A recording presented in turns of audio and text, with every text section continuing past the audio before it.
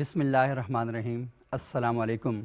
Programme ابتدا کے ساتھ میں ہوں آپ کا میزبان صبوغ سید۔ تو اذان جسے ہم عموماً اب رواج سمجھ کر اتنی اہمیت نہیں دیتے، لیکن اذان کے جو الفاظ ہیں، اذان میں جو جملے ہیں، وہ اصل میں ہمیں اللہ کی بڑائی، اللہ کی کبریائی کے ساتھ ساتھ دعوت غور و فکر بھی دیتے ہیں۔ تو اذان کے اوپر مجھے نہیں لگتا کہ کبھی کسی نے پروگرام کیا ہوگا، اسے اپنا موضوع کسی نے باندھا ہوگا، لیکن دوستوں کے ساتھ بات چیت کرنے کے بعد میرے ذہن میں خیال آیا کہ اذان پر پروگرام کرنا چاہیے۔ اذان اصل میں ہے کیا، اور اذان کے الفاظ کیا ہیں، اذان کی ابتدا کیسے ہوئی۔ آج جو اذان ہمارے معاشرے کے اندر دی جاتی ہے اور اس اذان کے مقاصد اور اہداف کیا ہیں، تو اس موضوع پر آج ہم بات کریں گے، اور ہمارے ساتھ بہت ہی زبردست قسم کا پینل ہے۔ ہم آپ کو مختلف اذانیں بھی آج سنوائیں گے، اور آپ کو پتہ چلے گا کہ اذان جب دی جاتی ہے تو اس کا جو سوز، اس کا جو ساز ہے، وہ انسان کے دل اور دماغ کے اندر کیسی کیسی کیفیات جو ہیں وہ پیدا کر دیتا ہے۔ اور اذان کے بارے میں آپ کو اتنا بتاؤں کہ میں بے شمار ایسے لوگوں کو جانتا ہوں کہ صرف اذان کی آواز سن کر انہوں نے کہا کہ نہیں، ہم نے اسلام قبول کرنا ہے۔ اور یہ کوئی ایسا واقعہ نہیں، یہ میری آنکھوں دیکھے واقعات ہیں۔ ایبٹ آباد میں ہمارے گھر کے قریب ایک اور مذہب سے، میں نام جان بوجھ کے نہیں لے رہا، وابستہ کچھ لوگ وہاں رہتے تھے۔ تو وہ ایک دن آئے اور میرے والد صاحب سے کہا کہ ہم نے اسلام قبول کرنا ہے۔ تو والد صاحب نے کہا کہ کس وجہ سے آپ اسلام قبول کرنا چاہتے ہیں؟ تو انہوں نے کہا کہ ہم فجر کے وقت جب آپ کی اذان ہوتی ہے تو ہم اس وقت اٹھ جاتے ہیں اس اذان کے ساتھ، اور ہم اپنے بستر پر بیٹھے ہوئے سنتے رہتے ہیں جب تک اذان ہو رہی ہوتی ہے۔ تو اب اذان کے بعد، اذان تو اصل میں ایک پکار ہے نا، وہ کسی عمل کی طرف آپ کو دعوت دے رہی ہوتی ہے، تو وہ جو عمل ہے وہ ہم نہیں کر سکتے، تو وہ جو عمل ہے اس کو کرنے کے لیے ہم چاہتے ہیں کہ ہم اسلام قبول کر لیں۔ تو ایک صاحب تھے، وہ ابھی بھی زندہ ہیں، اور ان کی پوری فیملی نے اسلام قبول کیا میرے والد صاحب کے ہاتھوں پر، اور ان کا نام راشد تھا۔ تو والد صاحب نے ان کا نام عمر راشد کر دیا۔ تو وہ جو عمر راشد صاحب تھے، تو وہ یہ کہتے تھے کہ جو اذان کی آواز ہے یہ مسلسل مجھے مطلب ایسی اس کی کیفیت ایک ہوتی تھی کہ میرا دل اندر سے کچھ اور باتیں کر رہا ہوتا تھا کہ نہیں، مجھے کسی اور جانب جانا ہے، اور یہ جو جس جگہ میں بیٹھا ہوں یہ کوئی بس سٹاپ ہے، یہ کوئی انتظار کی جگہ ہے، اور میری منزل کہیں اور ہے۔ یہ ان کے الفاظ سے، اور میں تیسری چوتھی کلاس میں تھا، اس وقت میں نے یہ پوری گفتگو سنی تھی۔ تو میں بڑا حیران ہو رہا تھا کہ یہ کیا باتیں کر رہے ہیں، بس سٹاپ پہ کیوں کھڑے ہوئے ہیں یہ کیا؟ لیکن یہ ہے کہ وہ یہ کہہ رہے تھے کہ میں جس جگہ پر ہوں، جس عقیدے، فکر یا مذہب کے اوپر ہوں، یہ اصل میں ایک سٹاپ ہے، مجھے جانا کہیں اور ہے۔ تو وہ کہتے ہیں جب میں نے اسلام قبول کر لیا تو آج مجھے سمجھ آ گئی کہ مجھے اصل میں میری منزل یہی تھی، اور میری مقصد حیات جو تھا وہ یہ تھا۔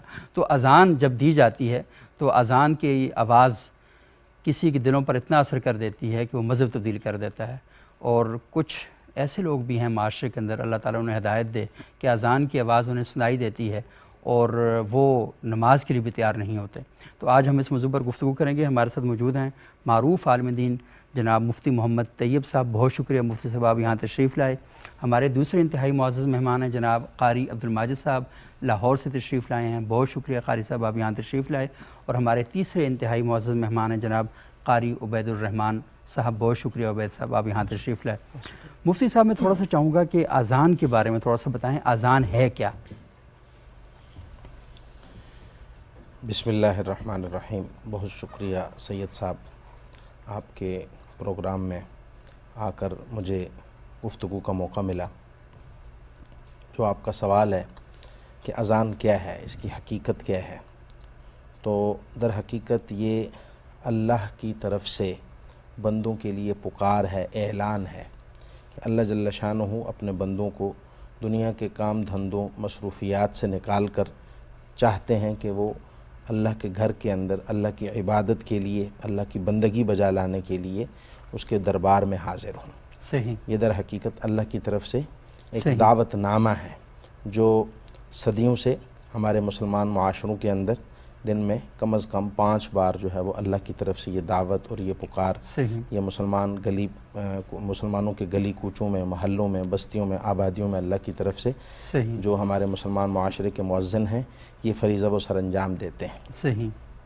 اور جیسا کہ آپ نے اپنی ابتدائی گفتگو میں ذکر کیا کہ دیگر بہت ساری چیزوں کی طرح، نماز، روزہ، حج، زکوٰۃ، قربانی کی طرح ہم نے جو روح اذان ہے اس کو پس پشت ڈال دیا ہے۔ صحیح۔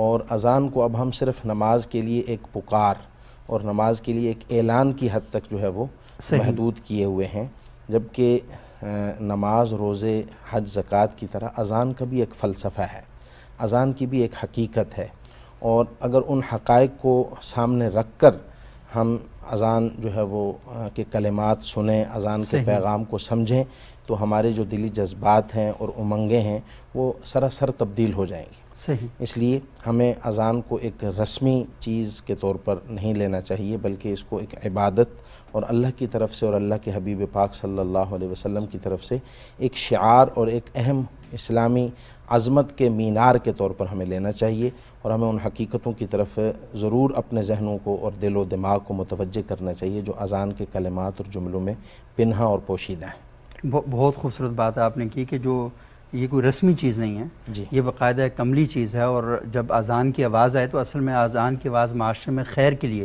یہ آواز بلند کی جاتی ہے۔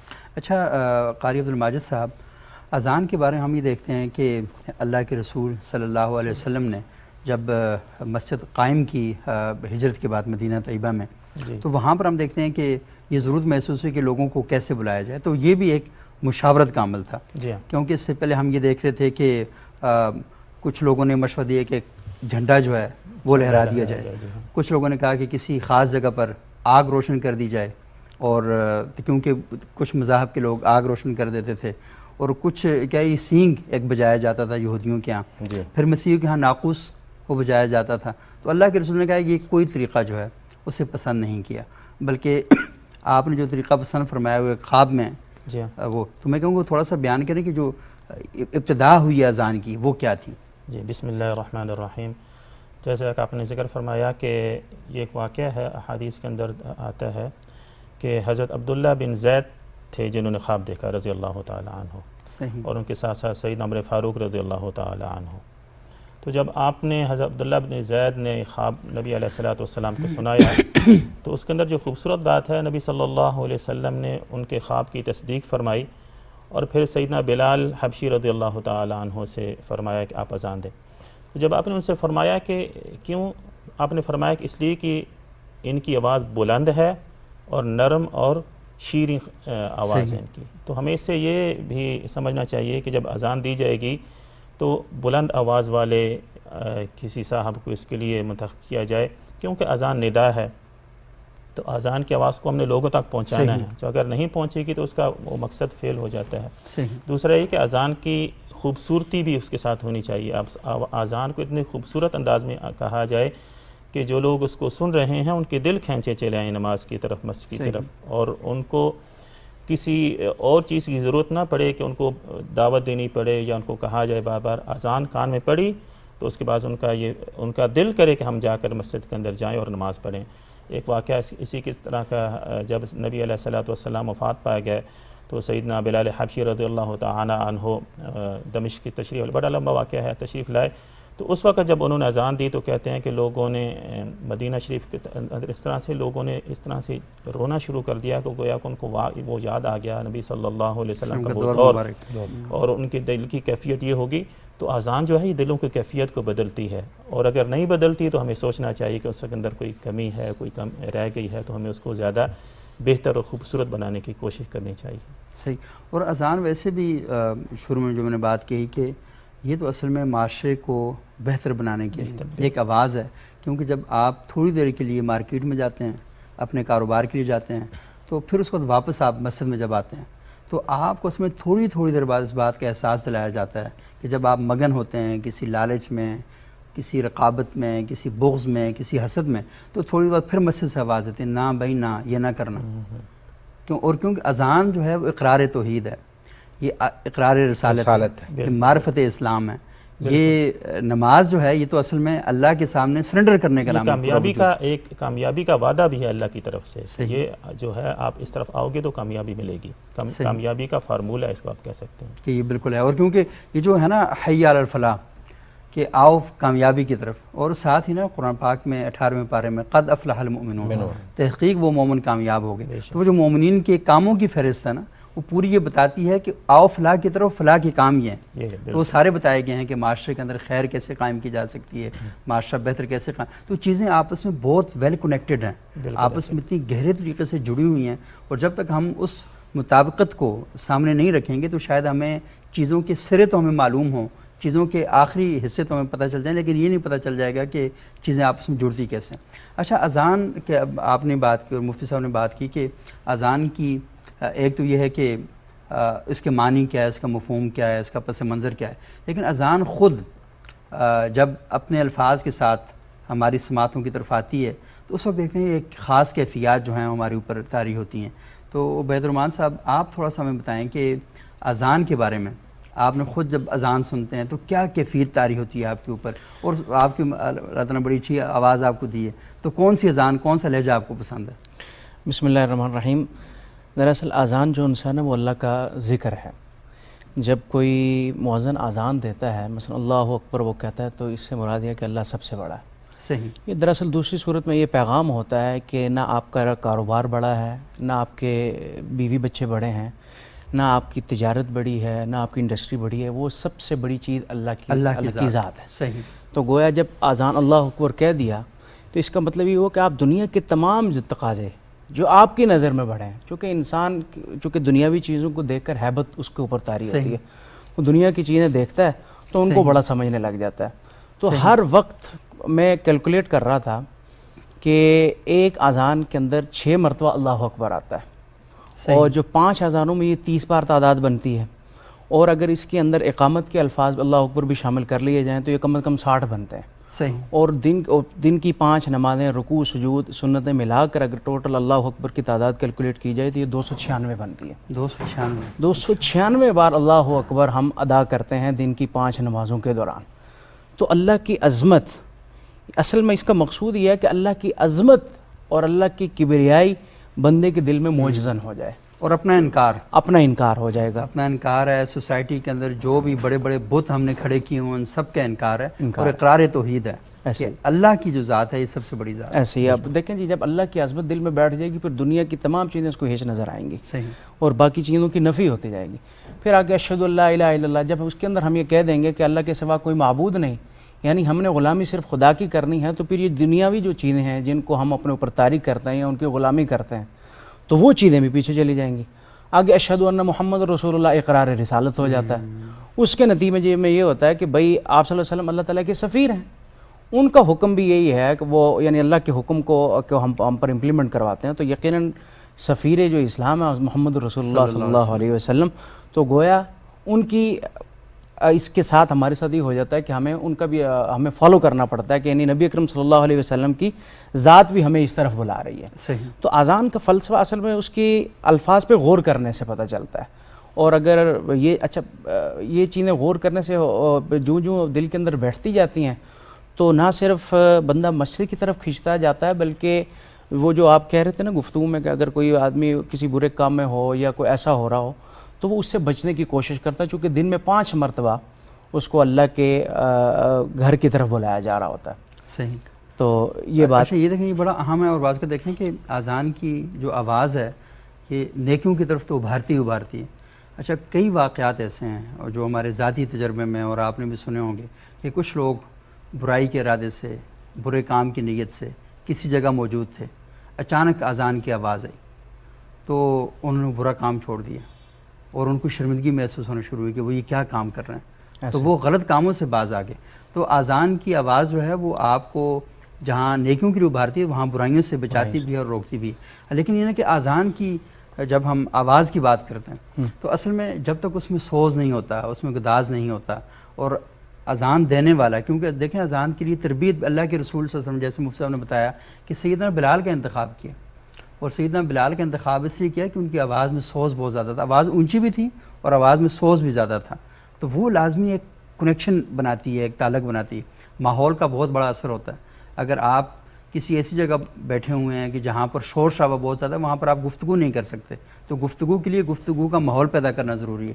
اسی طرح عبادت کے لیے عبادت کا ماحول بنانا ضروری ہے۔ تو آپ نماز ہر جگہ نہیں پڑھ سکتے، مسجد میں جاتے ہیں، مسجد میں جا کے پڑھتے ہیں، مجبوری کی حالت الگ سے، لیکن زیادہ یہی کہا گیا ہے کہ آپ مسجد میں جا کے نماز پڑھیں، ورنہ اذان کی آواز آ جائے تو گھر میں بیٹھ کے نماز پڑھی جا سکتی ہے، لیکن رسول اللہ صلی اللہ علیہ وسلم نے فرمایا کہ میرا جی چاہتا ہے کہ جن کو اذان کی آواز آتی ہے اور مسجد نہیں آتے ان کے گھروں کو جلا دوں۔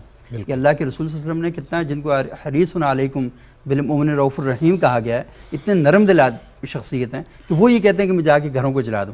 یعنی آپ اس ماحول کے اندر کیوں نہیں آتے جو ماحول اللہ کے ساتھ جڑت کے لیے، تعلق کے لیے پیدا کیا گیا. تو آپ کی ماشاءاللہ بڑی اچھی آواز ہے. میں چاہوں گا کہ یہ جو مختلف اذانوں کے لہجے ہیں تھوڑا سا ہمیں ان کے بارے میں بتائیں، اور یہ بتائیں کہ آپ کو جو اذان کا لہجہ پسند ہے وہ کون سا ہے؟ بسم اللہ الرحمن الرحیم. اس میں یہ ہے کہ جو قرآن کریم کی تلاوت کے ساتھ لہجے ہیں نا، وہی لہجات آپ ان اذان کے اندر بھی اذان کے استعمال اندر کر میں. سکتے ہیں. اچھا صحیح. تو مثلاً میں چاہوں گا کہ میں مثلاً مقام صبا ہے، صحیح. صبا کے اندر میں کچھ اذان کے کلمات ادا کر دیتا ہوں، وہ سنیں. صحیح. اور یہ ویسے ناظرین کے لیے بڑا اہم ہے کہ آپ اپنے بچوں کے لیے، کیونکہ ہمیں یاد ہے کہ ہمارے بچپن میں والدین کی خواہش ہوتی تھی کہ ان کا بچہ جا کے مسجد میں اذان دے. تو یہ جو سلسلہ ہے اپنے بچوں کو اذان سکھائیں. اور ابھی عبید صاحب اذان دیں گے تو آپ کو لگے گا، آپ کا بھی جی چاہے گا کہ آپ کے بچے کم از کم جائیں اور بچے خود بھی دیکھیں کہ اذان کیسے دی جاتی ہے. وہ ضرور پریکٹس کریں اچھی اذان دینے کی. اور کیونکہ اذان اللہ کی طرف سے بلاوا ہے، تو اللہ کی طرف جو بندہ بلا رہا ہوتا ہے وہ اصل میں اللہ کا سفیر ہوتا ہے. تو آپ نے اللہ کی طرف بلانا ہے اور اچھے الفاظ کے ساتھ بلانا ہے. تو اور قرآن میں اللہ تعالیٰ کہتے ہیں نا من احسن قولا ممن دعا الی اللہ، کہ اس سے بہتر شخص کون ہے کہ جو لوگوں کو اللہ کی طرف بلاتا ہے اور اچھے الفاظ کے ذریعے بلاتا ہے، اچھے انداز سے بلاتا ہے. تو اذان سے بہتر اور اذان سے اچھا انداز کوئی نہیں ہو سکتا. تو عبید صاحب کی آپ اذان سنیں اور کوشش کریں کہ اپنے بچوں تک یہ پیغام ضرور پہنچائیں کہ وہ اذان دینے کی تیاری کریں اور اس انداز سے اذان دیں کہ لوگوں کے دل جو ہیں وہ اللہ کی طرف راغب ہوں. چونکہ اذان ایک ندا ہے تو اس صحیح. کو جتنا خوبصورتی سے ادا کریں گے تو جہاں جہاں جن جن کی سماعتوں تک پہنچے گی تو بڑا اچھا اور بھلا اثر چھوڑے گی. جی جی. تو میں چاہتا ہوں کہ قرآن کریم کی تلاوت کا بھی اور اذان کی بھی تلاوت کا ایک لہجہ مقام صبا. صحیح. صبا کہتے ہیں مشرق سے چلنے والی آواز، اس کے صحیح. اندر تھوڑا سوز ہے.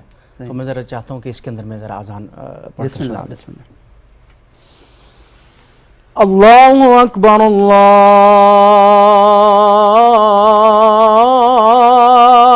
اکبر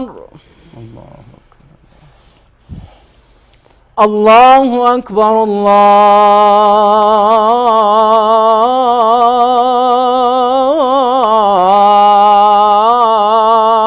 اللہ اکبر. اشہد ان لا الہ الا اللہ،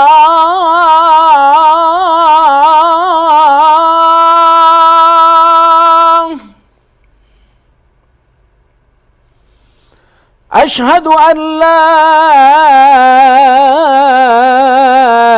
الہ الا اللہ،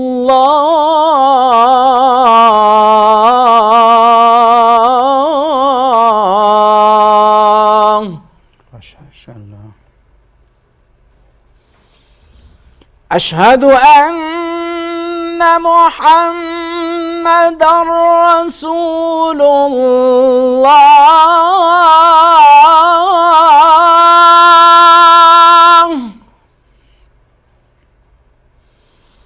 اشہد ان محمد رسول اللہ.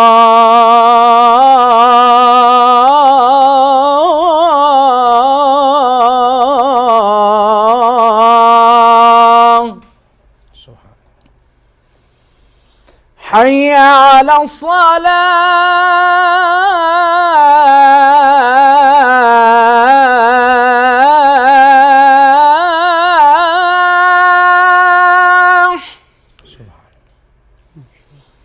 حی علی الصلاة،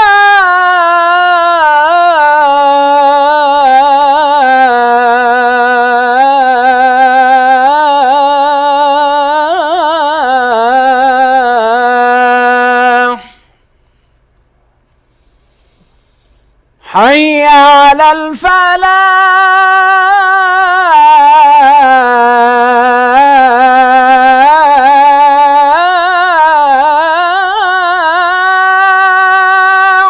ماشاء اللہ.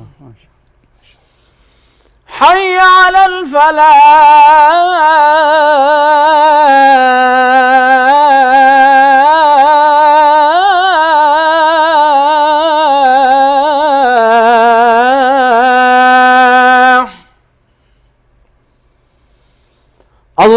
أكبر الله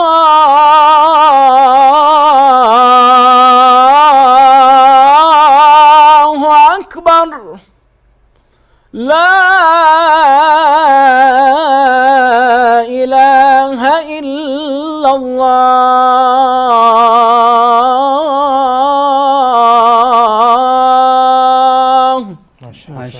ماشاءاللہ بہت خوب. اللہ کرے کہ ہم سب لوگ بھی اس قابل ہو سکیں کہ اس انداز میں اذان دیں. اچھا مجھے صاحب یہ بتائیے گا کہ جب اذان ہو رہی ہوتی ہے تو اس وقت کے آداب کیا ہیں؟ کیونکہ ایک بندہ اذان دے رہا ہوتا ہے تو باقی لوگ جو سن رہے ہوتے ہیں اکثر اوقات تو لوگ بات چیت بھی کرتے ہیں، تو تھوڑے سے اذان کے آداب بتائیں کہ اس وقت جو سننے والے انہیں کیا کیا کرنا چاہیے. اذان جیسا کہ عرض کیا کہ یہ اللہ کی طرف سے خیر کی دعوت ہے، پکار ہے عبادت کی، بندگی کی. تو بحیثیت مسلمان اس وقت ہمیں اپنے سارے کام کاج چھوڑ کر اللہ کی اس پکار کا جواب عملاً دینا چاہیے. صحیح. اور اپنی تجارت، اپنی ملازمت کی مصروفیات کو ترک کر کے اس کو پس پشت ڈال کر ہمیں کوشش کرنی چاہیے کہ ہمارے قدم مسجد کی طرف اٹھیں، کاروبار کی طرف، اور اسی طریقے سے دیگر جو سرگرمیاں ہیں مادی، ان کی طرف ہمارے بڑھتے قدم وہ رک جائیں. یہ تو اصل اللہ کی جو پکار کا عملاً جواب ہے. صحیح. اور کچھ آداب جو ہیں وہ ظاہری بھی شریعت نے مقرر کیے ہیں. صحیح. ان میں سے یہ ہے کہ اذان کے کلمات کو توجہ سے کان لگا کر سنا جائے، اور اس موقع پر خاموش ہو کر اذان کے کلمات کو سن کر ان کا ویسا ہی جواب دیا جائے جیسا جواب جو ہے وہ ان کلمات کا مطلوب ہے. مثلا اللہ اکبر یہ کلمات اللہ کی بڑائی، جیسا کہ بتلایا ہمارے مہمان نے کہ یہ اللہ کی بڑائی اور عظمت کے اظہار کے لیے ہیں، تو ان کا جواب بھی ایسا ہی ہے کہ ہمیں بھی یہ اقرار کرنا چاہیے کہ اللہ اکبر اللہ اکبر. جب مؤذن کی آواز ہے وہ اللہ اکبر کہہ رہا ہے تو ہمیں بھی ساتھ دہرانا ہمیں بھی چاہیے. بالکل اس کے ساتھ یہ کلمات خاموشی سے اس کے کلمات کو سن کر درمیانہ وقفہ جو اذان کا ہے، چونکہ اذان کے آداب میں یہ بھی شامل ہے کہ مؤذن کو ٹھہر ٹھہر کر اذان دینی چاہیے، اور کلمات کہنے کے بعد کچھ دیر خاموش رہنا چاہیے، وقفہ کرنا چاہیے. یہ وقفہ در حقیقت جو ہے وہ اس پکار کے جو لوگ مخاطب ہیں ان کے جواب دینے کا ہے کہ وہ ان کلمات کو سمجھ کر ان کا جواب دیں. مسئلہ یہی ہے کہ بھئی جو لوگ ان کلمات کی اہمیت کو، ان کی عظمت کو سمجھتے تھے وہ منو مٹی تلے پہنچ گئے، اور اب وہ معاشرہ آ گیا ہے کہ جس کو ان کلمات کا مفہوم اور پس منظر معلوم نہیں. ورنہ حضرات صحابہ کرام رضوان اللہ تعالیٰ علیہ مجمعین کی یہ صفت قرآن کریم میں بیان ہوئی کہ رجال اللہ تلہیہم تجارت ولا بیع عن ذکر اللہ و اقام الصلاۃ، کہ کیسی ہی مادی مصروفیت، تجارت کی سرگرمی کیوں نہ ہو، وہ ان کو اللہ کی یاد اور نماز قائم کرنے سے کسی بھی حالت میں غفلت میں نہیں ڈالتے. اور ان کے چہروں کے رنگ، خود جناب نبی کریم صلی اللہ علیہ وسلم کے چہرہ انور کا رنگ جو ہے وہ متغیر ہو جاتا تھا. حضرت عائشہ رضی اللہ تعالیٰ عنہ فرماتی ہیں کہ آپ صلی اللہ علیہ وسلم ہمارے ساتھ گھر کے کاموں میں اور جو ہے وہ ہماری ہنسی مذاق میں مصروف ہوتے تھے، لیکن جب جو ہے وہ حضرت بلال رضی اللہ تعالیٰ عنہ کی جو ہے وہ آواز اذان کی آپ کی سماعتوں کے ساتھ ٹکراتی، فوراً آپ صلی اللہ علیہ وسلم جو ہے وہ ایسے ہو جاتے گویا ہمیں پہچانتے ہی نہیں اور ہمارے لیے اجنبی ہو جاتے، اور فوراً جو ہے وہ پہلی فرصت میں اٹھ کر نماز کی تیاری کرتے. آج بھی اگر ہمارے گھروں کے اندر یہ ماحول بن جائے، اور ہمارے بڑے خصوصاً جن سے بچے جو ہے وہ عملاً سیکھتے ہیں، میرے اپنے ایک استاد ہیں اللہ پاک ان کو غریق رحمت کرے، ان کا میں نے جو ہے وہ ان کی وفات کے بعد ان کے بیٹے کی زبان سے یہ سنا کہ بھئی انہوں نے ہمیں زندگی میں کبھی نماز کے لیے نہیں کہا کہ بھئی آئیں میرے ساتھ نماز کے لیے چلیں، بلکہ جب بھی اذان ہوتی تو حضرت والد صاحب جو ہے وہ نماز کے لیے خود تیاری شروع فرما دیتے، وضو کرتے، اور ان کو دیکھا دیکھی بس ہمیں بھی جو ہے وہ احساس ہوتا ہے کہ یہ بڑا اہم کام ہے جو والد صاحب کر رہے ہیں، تو ہمیں بھی یہ کام کرنا چاہیے. تو ہمارے چونکہ گھروں میں ان الفاظ کی اہمیت اور ان الفاظ کا جو جواب ہے عملاً وہ دینے کا دن بدن وہ اس میں کمی آتی جا رہی ہے، ذوق کم ہوتا جا رہا ہے. تو اس لیے ہمارے نزدیک جو ہے وہ اذان کے کلمات ایک رسمی جو ہے وہ اعلامیہ اور اظہاریہ بن گئے ہیں، ان کی حقیقت اور روح کہیں پیچھے چلی گئی. صحیح، بالکل. تو کلمات اذان کا جواب دینا چاہیے، نماز کی تیاری کرنی چاہیے، اور کلمات اذان کو جو ہے وہ خاموشی کے ساتھ، ادب کے ساتھ سننا چاہیے. پہلے ہماری جو ہے وہ مسلم معاشرے کے اندر مائیں بہنیں اگر وہ جو ہے گھر کے کام کاج میں مصروف ہوتی تھیں، دوپٹہ وغیرہ اگر بے دہانی کی وجہ سے اترا ہوتا تھا، گلے میں ہوتا تھا، تو وہ فوراً جو ہے وہ باحجاب ہو کر اور مستور ہو کر وہ اذان کے کلمات سنتی تھیں. اسی طریقے سے ٹیلی ویژن اگر لگا ہوا ہوتا تھا تو اس کو بند کر دیا جاتا تھا. یہ سارا مطلب جو ہے وہ ایک ہماری اسلامی اقدار اقدار تھیں جو ہمارے مسلم معاشرے کے اندر الحمدللہ موجود تھیں، لیکن وقت کے ساتھ ساتھ بہرحال جہاں ہر شعبہ زندگی میں انحطاط ہے وہاں ان دینی اقدار اور اسلامی ویلیوز کے حوالے سے بھی ہمیں انحطاط دیکھنے میں مل رہا ہے۔ تو کچھ باتیں بڑی اہم ہیں، وہ ایک وقفہ لیتے ہیں، وقفے کو ناظرین وہ گفتگو بھی کریں گے، اور بڑی اہم چیزیں ہیں کہ ہم دیکھتے ہیں کہ بعض جگہ اذان دینے کے طریقہ کار مختلف ہیں اور ہمارے ہاں وہ طریقہ کار مختلف ہے، اس پر تھوڑی سی ہم بات کریں گے، لیکن پہلے ایک وقفہ۔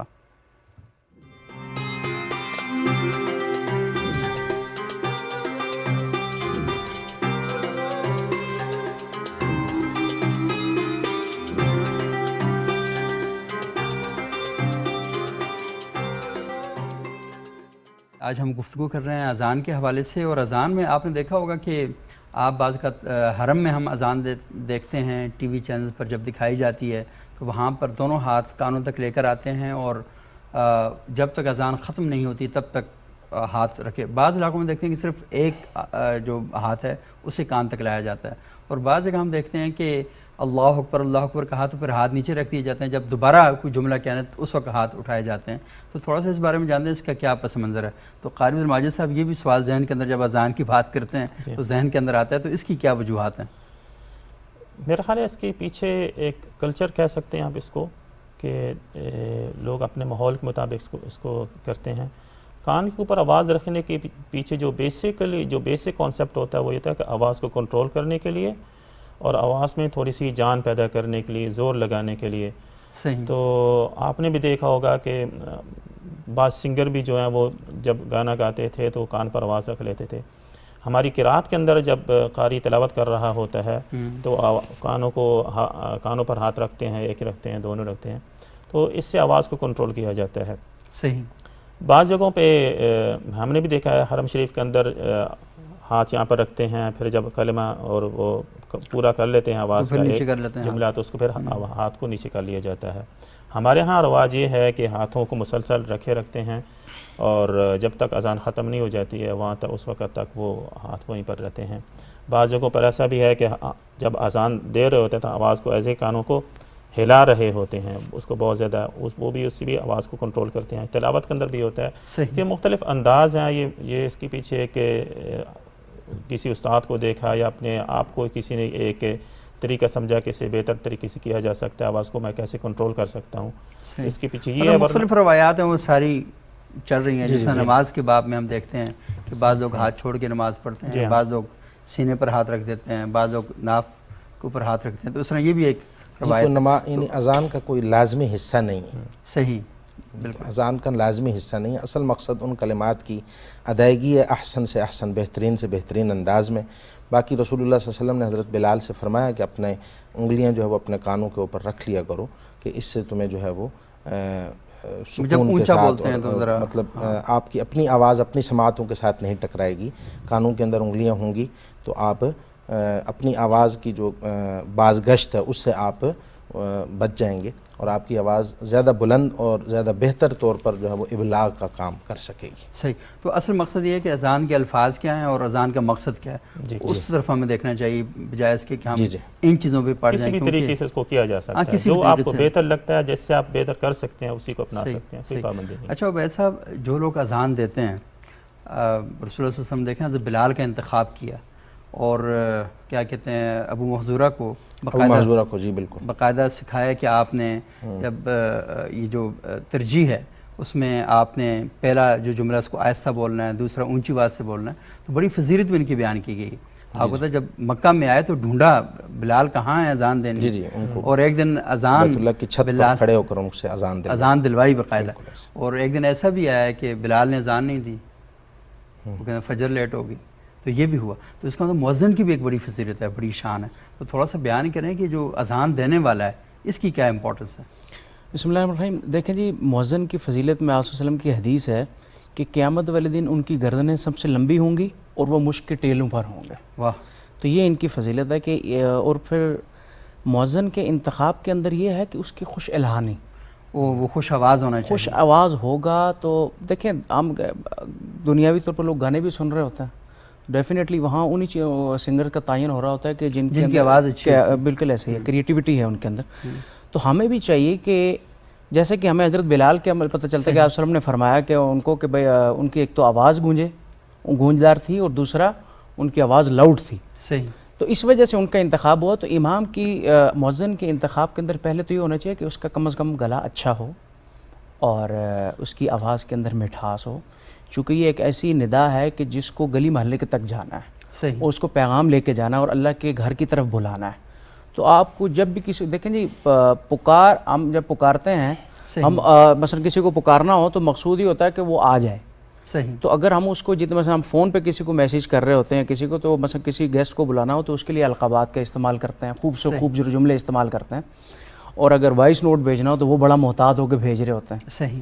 تو اسی طرح جب ہم اذان دینے لگیں تو اس وقت اس کے مؤذن کا تقرر اتنا اچھا ہونا چاہیے کہ اس کی ظاہری تراش خاش بھی بہت عمدہ خوبصورت ہو، اور اس کے بعد اس کی آواز بہت خوبصورت ہو، اور لہجے کے اندر اتنی مٹھاس ہو کہ لوگ اس کی آواز سنیں تو فوری طور پر مثلا دیکھیں نا، آپ نے بھی 2 دفعہ نوٹ کروایا کہ بھئی اتنی الحمدللہ اس اذان کے اندر اللہ نے طاقت رکھی ہے کہ لوگ مسلمان ہو جاتے ہیں.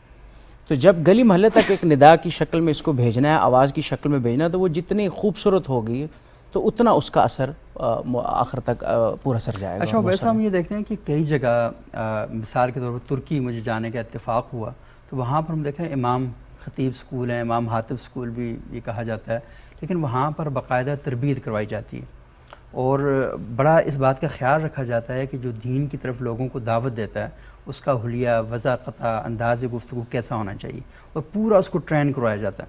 اور آپ نے دیکھا ہوگا کہ ترکی میں جو بھی مساجد ہیں وہاں پر باقاعدہ ایک روم ہے جہاں پر امام کا جبہ، سر پہ ٹوپی کون سی پہننی ہے، خوشبو کون سی لگانی ہے، ایون کہ کریم وغیرہ تک بھی میں نے دیکھا وہ پڑی ہوتی ہیں، تاکہ جس بندے نے دین کی دعوت دینے کے لیے کھڑا ہونا ہے اسے انتہائی نفیس، شائستہ، اچھی خوشبو والا، اچھے انداز کلام والا ہونا چاہیے. اور رسول اللہ صلی اللہ علیہ وسلم اس کا بڑا اہتمام کرتے تھے، کنگھی پراپر کرتے تھے، خوشبو لگا کے رکھتے تھے، مطلب انتہائی خوبصورت اور جاذب نظر جو ہیں وہ دکھائی دینے چاہیے.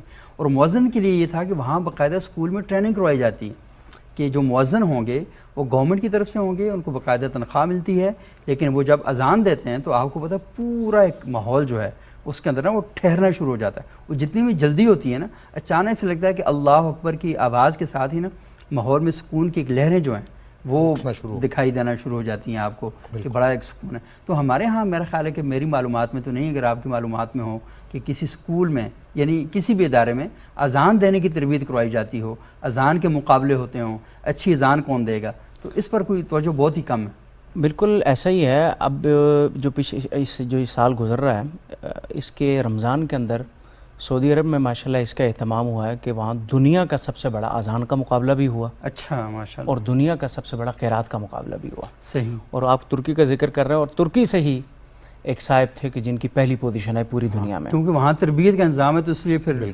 سیکھ کے گئے ہوں گے. اور تقریباً انعام انہوں نے 50 لاکھ ریال رکھا ہوا تھا پہلی پوزیشن پر. اچھا.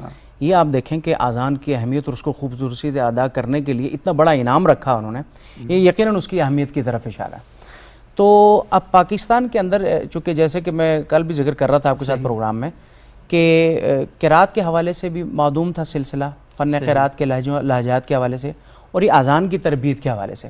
لیکن الحمدللہ اب کچھ ادارے ایسے بن چکے ہیں کہ جہاں الحمدللہ باقاعدہ تربیت ہو رہی ہے. بلکہ میں اقرا کے 2 سکولز میں گیا، اقرا روضۃ الاطفال کے نام سے اور القلم میں، تو میں نے دیکھا کہ وہاں الحمدللہ باقاعدہ بچوں کی تربیت کی جا رہی ہے اذان کے حوالے سے. اذان کے حوالے اس کی وجہ ہے کہ جس بندے نے اذان دینی اس نے دن میں 5 مرتبہ، صحیح، صبح سے لے کر شام تک 5 مرتبہ اس نے اپنی آواز کو لوگوں تک پہنچانا. تو اگر اس کی آواز خوبصورت نہیں ہوگی تو آپ اندازہ لگائیں، غیر مسلم تو دور رہے، مسلمان بھی اگر سن رہا ہو نا اگر کوئی، تو اس کی اگر آواز کے اندر کشش نہیں ہے نا تو اس کے اندر وہ کیفیت جلدی جلدی پیدا نہیں ہوتی، نہیں پیدا ہوتی. تو اب اذان دینے والا خود بھی اس کے اندر یہ کیفیت پیدا ہو کہ وہ کیا الفاظ ادا کر رہا ہے اور کس کے لیے الفاظ استعمال کر رہا ہے، کیونکہ یہ تو کنیکشن ہے 1400 سال کا. ایسے ہی کہ آپ پوری ایک ہسٹری کے ساتھ جڑتے ہیں، اور جب آپ اذان دے رہے ہوتے ہیں تو آپ کو یہ سوچنا چاہیے کہ اللہ کے رسول صلی اللہ علیہ وسلم نے جو حضرت بلال کو سکھایا تھا میں آج وہ ادا کرنے جا رہا ہوں. تو اس کا مطلب ہے کہ آپ رسول اللہ صلی اللہ علیہ وسلم کے براہ راست شاگرد بنتے جا رہے ہیں ایک سلسلے کے ساتھ نا، پورا یہ ہمیں سوچنا چاہیے. اچھا مفتی صاحب، یہ تھوڑی سی میں آپ سے گزارش کروں گا، یہ تھوڑا سا بتائیں کہ ہم کہتے ہیں نماز کے لیے نا اذان ہوتی ہے، لیکن بعض اوقات ہم دیکھتے ہیں کہ عید کی نماز ہے، نماز استسقاء ہے اور اس طرح کی جو نمازیں جو ہم اپنی ضرورت کے خاص موقعوں پر پڑھتے ہیں، ان کے لیے بھی کیا اذان کا ہونا ضروری ہے؟ اور بعض اوقات میں نے یہ بھی دیکھا کہ مثال کے طور پر سیلاب آ گیا، کہیں آگ لگ گئی ہے تو لوگ اذانیں دینا شروع کر دیتے ہیں، تو یہ کیا ہیں؟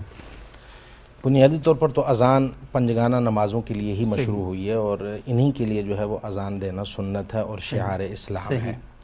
جو دیگر نمازیں ہیں ان کے لیے جناب رسول اللہ صلی اللہ علیہ وسلم کی جو سیرت ہے اور احادیث طیبہ کا جو ذخیرہ ہے اس میں ہمیں اذان کا اور اقامت کا ذکر نہیں ملتا۔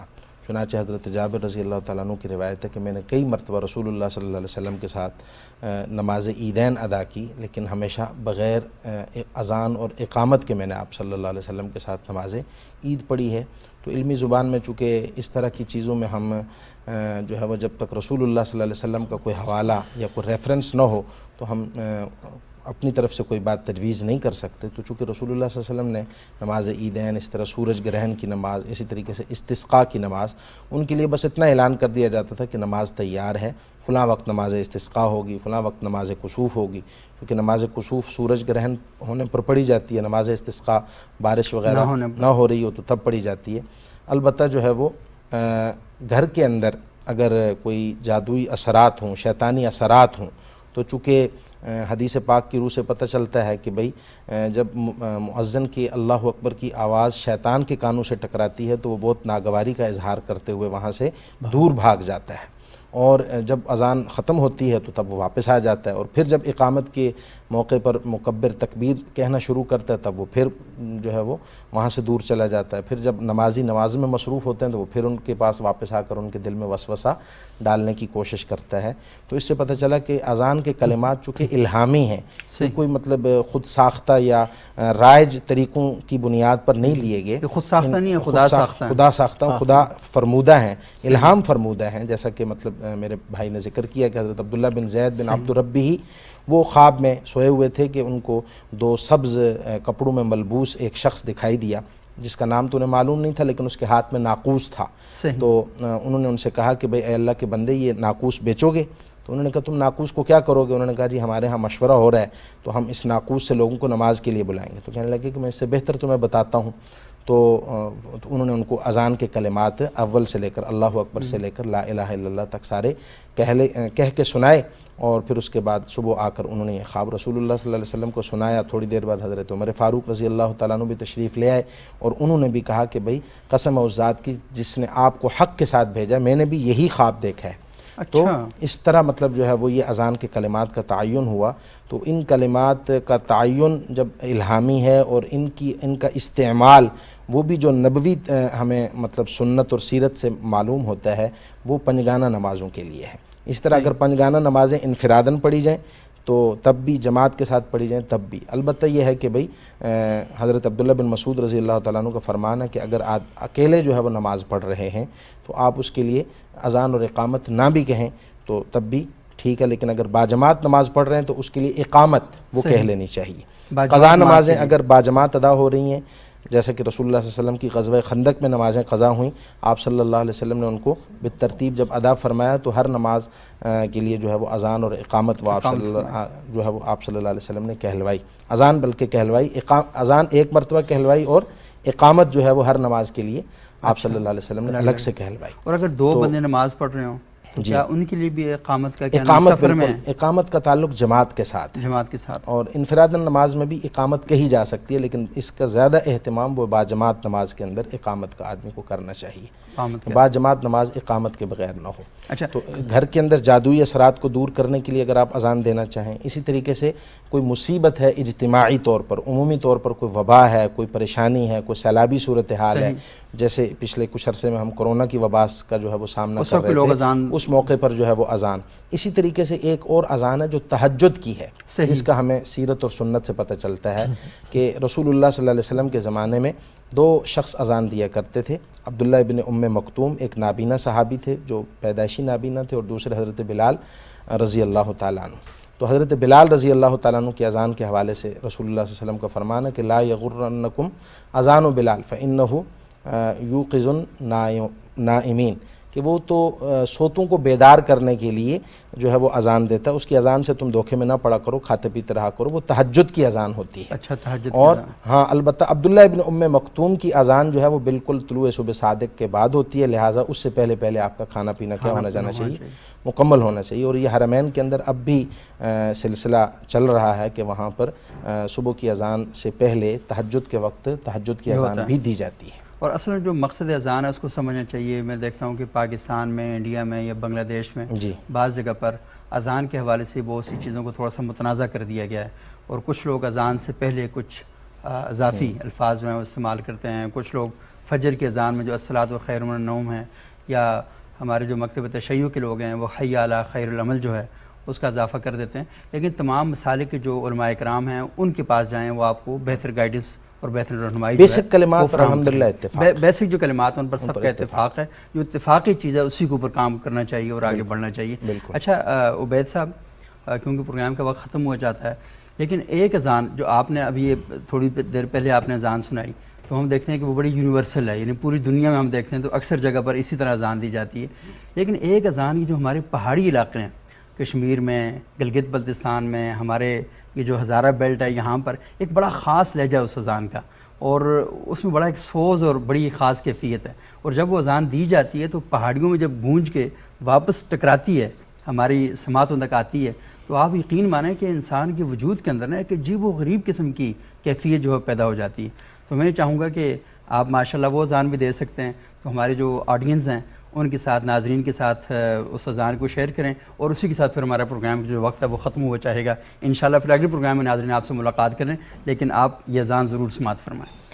دیکھیں جی, اللہ تعالیٰ قرآن کریم میں آتا ہے ادعو الی سبیل ربک بالحکمۃ والموعظۃ الحسنہ, حکمت اور دانائی کے ذریعے اللہ کے راستے کی طرف بلانا چاہیے. تو اب جب پہاڑی انداز میں اذان دیتے ہیں, اس کے اندر یہ ہوتا ہے کہ ذرا مقامی لہجہ ہوتا ہے تو لوگ اس کے اندر کشش میں جی بالکل, ہاں ہو جاتے ہیں, دوڑے چلے آتے ہیں, ہو جاتے ہیں بالکل. تو میں چاہتا ہوں کہ پھر اس انداز میں جی بسم اللہ کریں.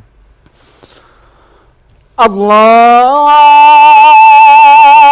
اکبر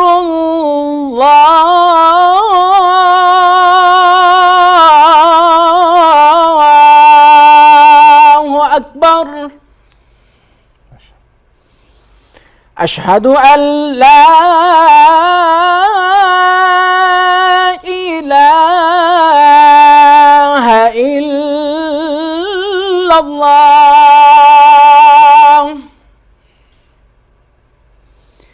اشہد ان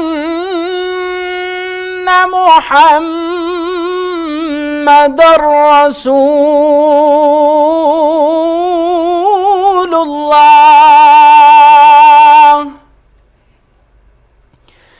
حی علی الصلاۃ,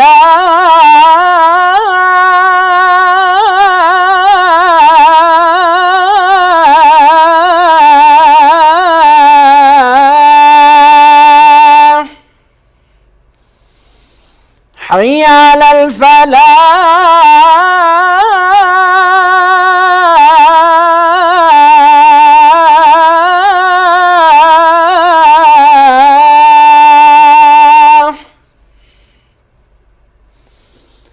اللہ اکبر اللہ